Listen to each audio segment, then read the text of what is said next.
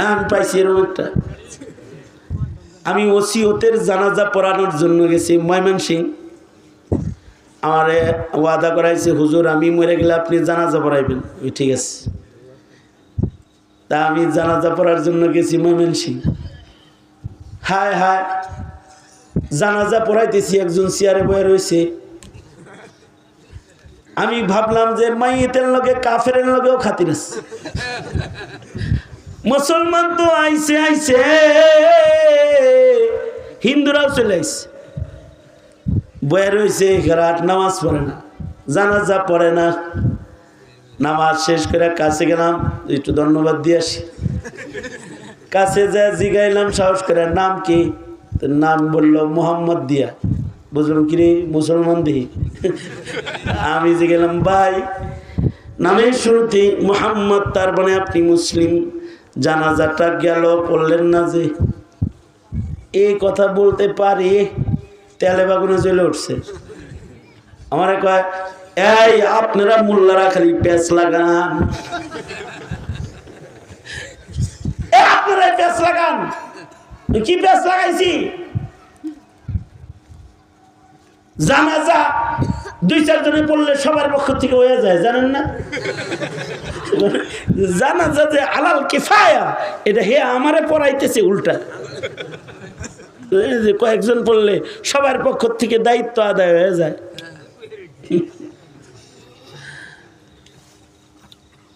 তা আমি বললাম, জনাব জানাজা আলাল কিফায়া এটা আমি জানি, এটা মুসলিমের গুরুত্বপূর্ণ হক। মুসলমানের জন্য জানাজার মাধ্যমে দোয়া করে বিদায় দেয়।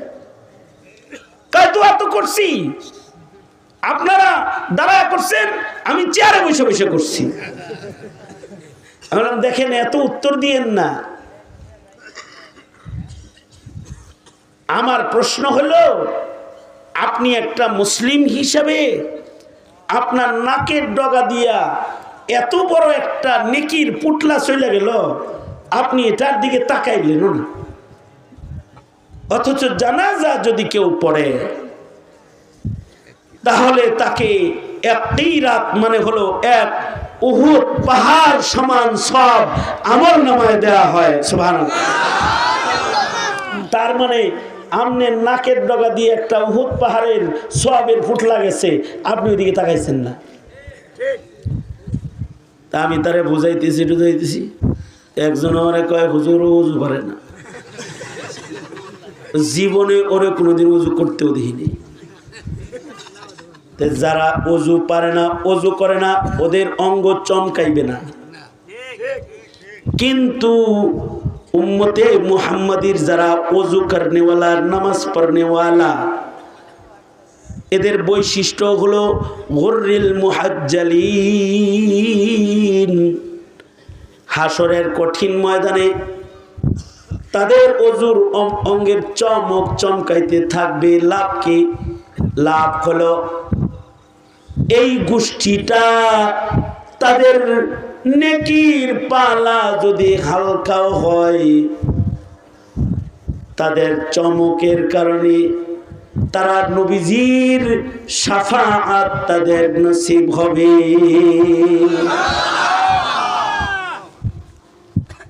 হযরত আয়েশা সিদ্দিকা জিজ্ঞাসা করেছিলেন আল্লাহর নবীকে, আল্লাহর নবী, এ লক্ষাধিক নবীর উম্মতের ভেতরে আপনি আপনার উম্মত বের করবেন কেমনি?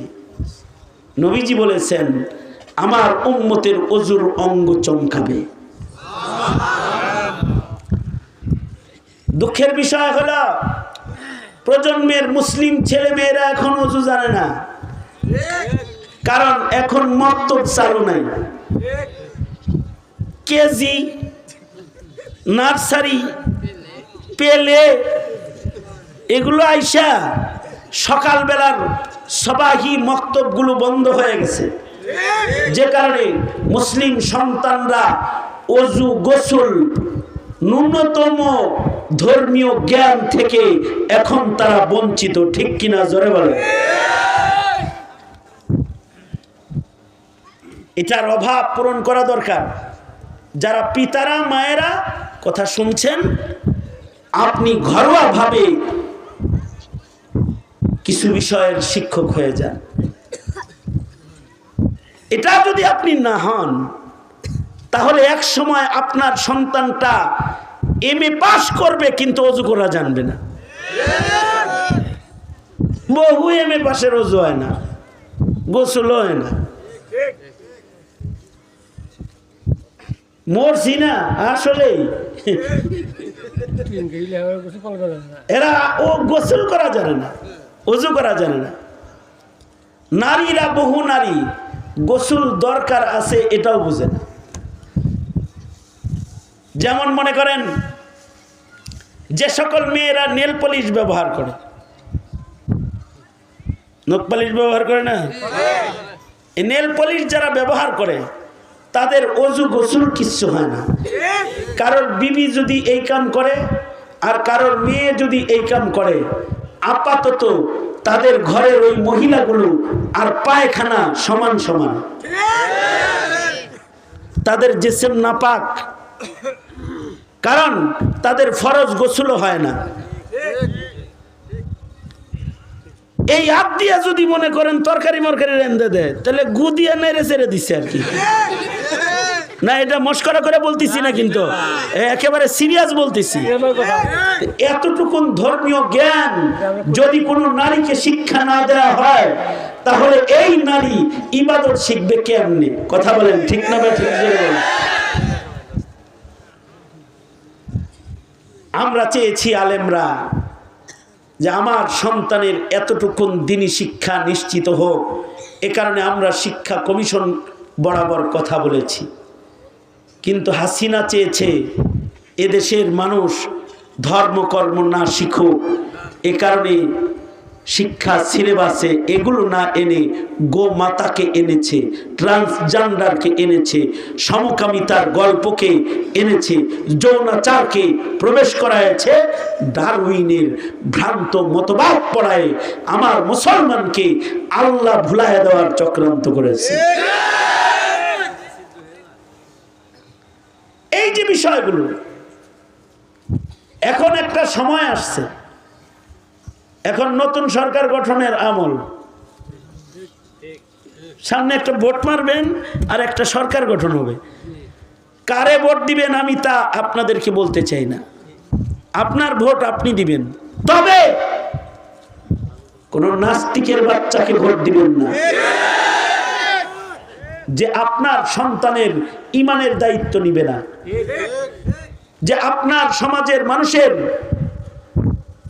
হিদায়াতের চিন্তা করবে না, যে কাদিয়ানির দালাল, শাহবাগীদের দালাল, মুরতাদের দালালি করে আর এদেশটাকে হিন্দুত্ববাদ প্রতিষ্ঠার রাজনীতি যারা করে, এরা মুসলমানের পক্ষের শক্তি তো নয়, এরা স্বাধীনতার পক্ষের শক্তি নয়। গান গায় স্বাধীনতার পক্ষের নয়, এরা দেশটা ভারতকে দিয়ে দিতে চায়। এই দেশের চতুর্দিকে ভারত থাকতে পারে, তাই বলে এই দেশ ভারতের না, বরঞ্চ ভারত আমার, ভারত আমার।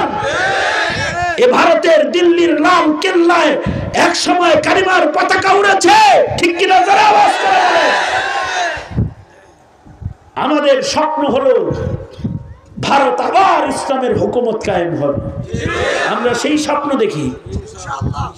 সুতরাং সন্তানকে হিন্দুত্ববাদ নয়, কত বড় ক্ষতি হয়েছে আমার সন্তানকে এই কথা বলার কারণে, যে ধর্ম যার যার উৎসব সবার, এত বড় ক্ষতি হয়েছে আমার মুসলমানকে পূজায় যাওয়ার জন্য রাষ্ট্রীয়ভাবে উৎসাহ দেওয়া হয়েছে। কিন্তু কই কোনো হিন্দু তো আমার ওয়াজে আসে নাই, আমার ঈদগাহে তো কোনো খ্রিস্টান আসে নাই, আমার মসজিদের জুমার নামাজে তো কোনো হিন্দু এসে বারান্দায় বসে আমার বয়ান শোনে নাই। আমার বয়ান শুনবো না, বরঞ্চ আমি আমার বয়ান মাইকে করব, এটাও মুসলমানকে শুনতে দেবে না বলে ওয়াজ মাহফিলের লিস্ট থানায় জমা দিয়ে এদেশের মাহফিলে আলেমদের কথা বলা পর্যন্ত বন্ধ করা হয়েছে। এই 5 আগস্টের আগে যদি আমার এখানে আনতেন, এটা কোন থানা? কালীহাতি অনুমতি লয়ে তারপরে আনা লাগতো, কারণ এই থানায়ও লিস্টি জমা ছিল কারা কারা কথা বলতে পারবে, কারা কারা বলতে পারবে না। কেন? আমরা কি কারোর ভোট ঠেকাই নাকি? না, আমরা ভোট ঠেকাই না। তবে আমরা এদেশের মাটির স্বাধীনতা রক্ষা করতে চাই। রাজাকার গালি দিয়ে আলেমদেরকে স্বাধীনতার বিপক্ষে বলে নিজে রাজাকার হয়েছে, কিন্তু আলেমরা এদেশে ঈমান বাঁচায়, ঈমানদার পয়দা করে স্বাধীনতাকে রক্ষা করেছে। কারণ হলো, আমি ছোট্ট একটা জরিপ আপনাদের কাছে পেশ করি। আরে আজকের মাহফিল আমার শেষ মাহফিল হইলে এটা আমার জিন্দগির শেষ মাহফিল। সুতরাং একটা ছোট্ট জরিপ নেন। সেটা হলো এই, বিগত 5 তারিখে আওয়ামী লীগের বিদায় হয়েছে। মাত্র 16 বছরে যে পরিমাণ মূর্তি বানাইছে, দেশটা গোটা মন্দিরে পরিণত করেছে। আর আল্লাহ পাকের মেহেরবানিতে 5 তারিখে পালাইছে, 6 তারিখের আগে বাংলাদেশের সব মূর্তি কবরস্থানে চলে গেছে। আমার প্রশ্ন হলো, এই মূর্তিগুলো কে ভেঙেছে? মসজিদের ইমাম ভেঙেছে? কোন মাদ্রাসার ছাত্র ভেঙেছে? কোন মুফাসসিরে কোরআন গিয়ে ভেঙেছে? কারা ভেঙেছে? না, আমার কথা শোনেন, কারা ভাঙছে? ভাঙছে হলো ইব্রাহিমের সন্তানরা ভাঙছে, মুক্তিযোদ্ধার সন্তানরা ভাঙছে। তারা স্কুল কলেজে পড়লে কি হবে? তারা এক আল্লাহ বিশ্বাসী। এই যে এক আল্লাহ বিশ্বাসের একটা ঈমান আমার জাতির ভেতরে আছে, এই ঈমানের কারণে তারা ওয়াজে আসে, এই ঈমানের কারণে তারা মসজিদে মাইকের চান্দা দেয়, এই ঈমানের কারণে তারা মসজিদের ইট বালু সিমেন্ট দেয়, এই ঈমানের কারণে তারা মাদ্রাসার ছাত্রকে লজিং রাখে, এই ঈমানের কারণে এদেশে তারা ইসলাম নিয়ে স্বপ্ন দেখে। খোদার কসম, এই স্বপ্নগুলোর কারণেও আল্লাহ তাআলা ময়দানে মাহশারে আল্লাহ রাগ কইরা যদি দোজখের দিকে পাঠায়াও দেয়, ফের আল্লাহ তাআলা রাসূল পাঠায়া শাফাআত খাড়া করে এদের আল্লাহর জান্নাতে আল্লাহ পাঠাবে। বিষয়টা হলো এমন, বাবা অনেক সময় রাগ হইয়া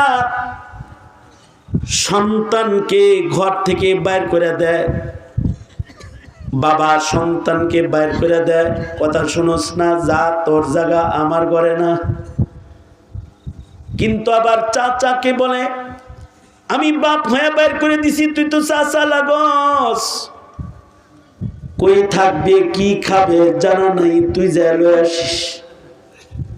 ময়দানে মাহশারে আল্লাহর কিছু কিছু বান্দাকে গুনাহের কারণে আল্লাহ তাআলা মিজান ওজন করে তাকে দোজখে পাঠায় দিবেন বটে, কিন্তু রাসূলকে বলবেন, ও রাসূল, ওযু করতো, নামাজ পড়তো, চমক তো দেখাই যায়, যদিও গুনাহ বেশি নেকি কম, আপনি শাফাআত ওয়ালা, একটু শাফাআত করে দেন। আল্লাহর রাসূল বাচ্চাওয়ালা মুরগির মতো উড়াল দিয়ে পাশে দাঁড়ায় যায়। একদিকে আল্লাহ তাআলা নারাজ হইয়া দোজখে পাঠায় দিবে, আবার ইমাম সাহেবরে বলবে, আয় আলেম, তুমিও তো শাফাআত ওয়ালা, আমার এই বান্দাটা দোজখে যায়, সে না তোমার কাছে মসজিদের জায়গা দিছে, সে না তোমার মাদ্রাসায় চান্দা দিছে, গাওয়াহটা একটু দাও, শাফাআতটা একটু করো, যেন আমার দয়ার দরওয়াজা আমি খুলতে পারি। যা বিচারের মতন, যা খুব রাগ হইছিলাম, আজকে তোর মায় কইল দেখে তোর মাফ করে দিলাম। বিষয়টা হবে এমন, কারোর কারোর নেকি কম হবে, কিন্তু আল্লাহ তাআলা গুররিল মুহাজ্জালিন বিভিন্ন চিহ্ন দেখে দেখে বান্দাকে মহান আল্লাহ শাফাআত করে তাকে জান্নাতে পৌঁছায় দিবে। এটাও আল্লাহ পাকের ভালোবাসা। আমি তো বিশ্বাস করি আসহাবে কাহাফ মূর্তি থেকে পলায়ন করে গুহায় শুয়ে যদি তারা আল্লাহর দয়া পায়, বাংলাদেশকে যারা মূর্তি মুক্ত করতে, ভাস্কর্য মুক্ত করতে ত্যাগ দিয়েছে, এরাও আল্লাহর দয়া পাবে ইনশাআল্লাহ। আমি বিশ্বাস করি। আর এই স্মৃতি এদেশের যুগ যুগ মুসলমানের ঈমানকে তাজা রাখবে। সুতরাং 5 আগস্ট শুধুই মাত্র একটি দেশের মাটির স্বাধীনতা না, 5 আগস্টের বিপ্লবের মাধ্যমে আগামীর প্রজন্মের মুসলমানদের ঈমানের পাহারাদারি হয়েছে, ঠিক কিনা? এটা মুসলমানদের ঈমানের পাহারাদারি করেছে, মুসলমানকে দেশপ্রেম শিখায়েছে, মুসলমানকে এক আল্লাহর পরিচয় শিখায়েছে। সুতরাং ভোট দিবা কারে? যারা কাদিয়ানীকে কাফের ঘোষণা করবে তারে, যারা তোমার শিক্ষা সিলেবাসকে, ইমানের শিক্ষা সিলেবাসের ওয়াদা করবে তাকে, যারা এই দেশে যারা নাস্তিক মুরতাদের বিচার করার ওয়াদা করবে তাদেরকে আগায় দিবা। সাবধান, দেশের নাস্তিকতার ফলন ফলায় এমন কাউকে কিন্তু আগায় দেওয়া যাবে না। কারণ এদেশের সমাজের ক্ষতি হয় এতে। আল্লাহ তাআলা আল্লাহর পছন্দনীয় কাজ আমাদের করার তৌফিক দান করেন। জোরে আওয়াজ করে বলেন আমিন। তাহলে ইমানদারকে আল্লাহ ভালোবাসে। দ্বিতীয় নাম্বার, আল্লাহ তাআলা নেককারকে ভালোবাসে। ইন্নাল্লাহা ইউহিব্বুল মুহসিনিন, যারা নেকির কাজ বেশি করে তাদের আল্লাহ তাআলা ভালোবাসে। এ কারণেই মিজান কায়েম হবে, নেকি বদি ওজন হবে। যার নেকি বেশি তাকে আল্লাহ তাআলা ভালোবাসা দিয়ে জান্নাত দিবে। তাহলে নেক কামাই করবেন কম না বেশি? সহজে বেশি নেক কামাইয়ের জন্য রমজান দিছেন, 2 মাস পরে রমজান আসতেছে, এখন থেকেই প্রস্তুতি নেন। এই 2 মাস বেশি কাজ করব, ইনকাম বেশি করব, রমজানে কাজ কম করব, ইবাদত বেশি করব। রমজানে যেন আমার কাজ করতে গিয়ে রোজা নষ্ট না হয়, রমজানে যেন আমার কাজ করতে গিয়ে তাকবীরে উলার নামাজ নষ্ট না হয়। কারণ রমজানের একটা তাকবীরে উলা 70টার দাম, 70 গুণ বেশি সওয়াব হবে। রমজানের গোলামি করার জন্য প্রয়োজনে ট্রান্সফোন ব্যবহার ছেড়ে দাও, রমজানটা নেট জগৎ থেকে আলাদা হয়ে যাও, একটু কোরআন পড়ো, রমজানে জিকির করো, রমজানে ইবাদত বন্দিগি করো, রমজানের নজরের হিফাজত করো। চোখ দিয়া যেন গুনাহ না হয়, কান দিয়া যেন গুনাহ না হয়, নিরাপদ ইবাদত বন্দিগির রমজান কাটানোর চেষ্টা প্রচেষ্টা 2 মাস আগের থেকে দোয়াও করতে হবে, নেকি করার প্রস্তুতিও গ্রহণ করতে হবে ইনশাআল্লাহ। আল্লাহর রাসূল বলেছেন, রমজান আসলে তোমরা তোমাদের কর্মচারীদের কাজ হালকা করে দাও। কি জন্য? সে যেন রোজার মাসে ইবাদত করতে পারে। কারণ রোজার মাস কাজের মাসই না, রোজার মাস হলো ইবাদতের মাস। কথা বলেন, আওয়াজ করে বলেন। সুতরাং এটা করবেন তো ইনশাআল্লাহ। এখন কারোর যদি অনেক গুনাহ হয়েছে কিন্তু কখনো তওবা করা হয় নাই, তার জন্য আল্লাহর মুহাব্বত লাভের সহজ তরিকা হলো তওবা। যে মাহফিল আসছেন, এখন যদি কেউ তওবা করেন, আয় আল্লাহ আমার 30 বছর বয়স হয়েছে, 30 বছরে অনেক গুনাহ আমি করেছি, তুমি আমাকে মাফ করে দাও।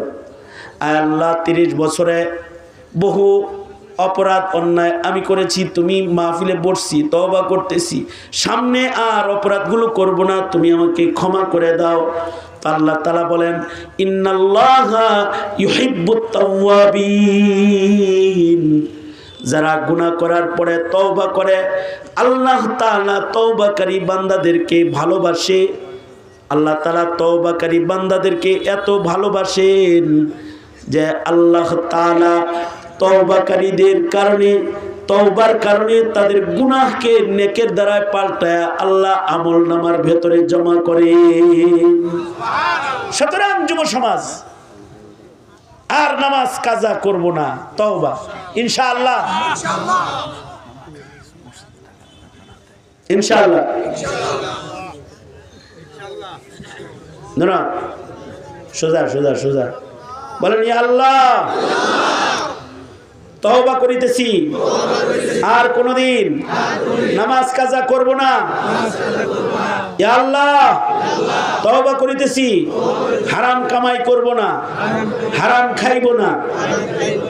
ইয়া আল্লাহ ওয়াদা করিতেছি, ইসলাম যা আদেশ করে পালন করব, নিষেধ করে বিরত থাকব। চিল্লায় কোন ইনশাআল্লাহ। ইয়া আল্লাহ আরো ওয়াদা করিতেছি, নিজের ঘরে পর্দার পরিবেশ করব, সন্তানদেরকে সহি দ্বীন শিখানোর মেহনত করব, আলেম ওলামার সাথে থাকব। চিল্লা এখন, চিল্লা এখন ইনশাআল্লাহ।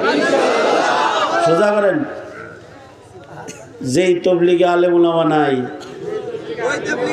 ওই তবলিগে আমরা নাই, যেই খানকায় আলেম ওলামা নাই সেই খানকায় আমরা নাই, যেই রাজনীতিতে আলেমের সমর্থন নাই সেই রাজনীতিতেও আমরা নাই ইনশাআল্লাহ। বলেন সোজা, আমরা আছি আল্লাহর দলে।